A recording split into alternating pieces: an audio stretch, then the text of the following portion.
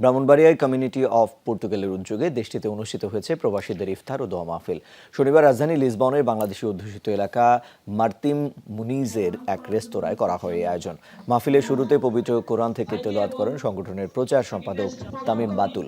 এছাড়াও মাহফিলের যৌথ সঞ্চালনায় থাকেন সংগঠনের সাধারণ সম্পাদক কাজী সাত্তার ও সহ সাধারণ সম্পাদক আল আমিন। বক্তব্য রাখেন সহ সভাপতি কাজী কায়েফ সহ আরও অনেকে। এ সময় প্রবাসীদের কর্ম, আবাসন ও ইমিগ্রেশন সমস্যার নানা দিক তুলে ধরেন বক্তারা। এ সময় প্রবাসীদের কল্যাণ কামনায় করা হয় দোয়া ও মোনাজাত। মাহফিলটিতে অংশ নেন পর্তুগালের বিভিন্ন শহরে থাকা ব্রাহ্মণবাড়িয়ার প্রবাসীরা।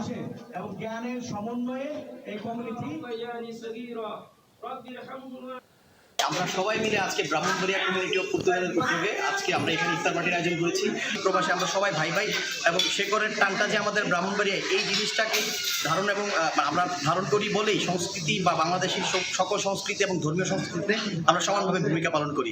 ইনশাআল্লাহ প্রতি বছরের তুলনায় আমরা এবারও একটি সফল এবং সুন্দর ইফতার মাহফিল সম্পন্ন করতে পেরেছি। ব্রাহ্মণবাড়িয়া কমিউনিটি অফ পর্তুগালের উদ্যোগে প্রায় 300 লোকের উপস্থিতিতে স্থান সংকুলন না হয় আমরা সবাইকে বসতে দিতে পারি নাই, কিন্তু সবাই আমাদের সাথে ছিল, খুশি ছিল।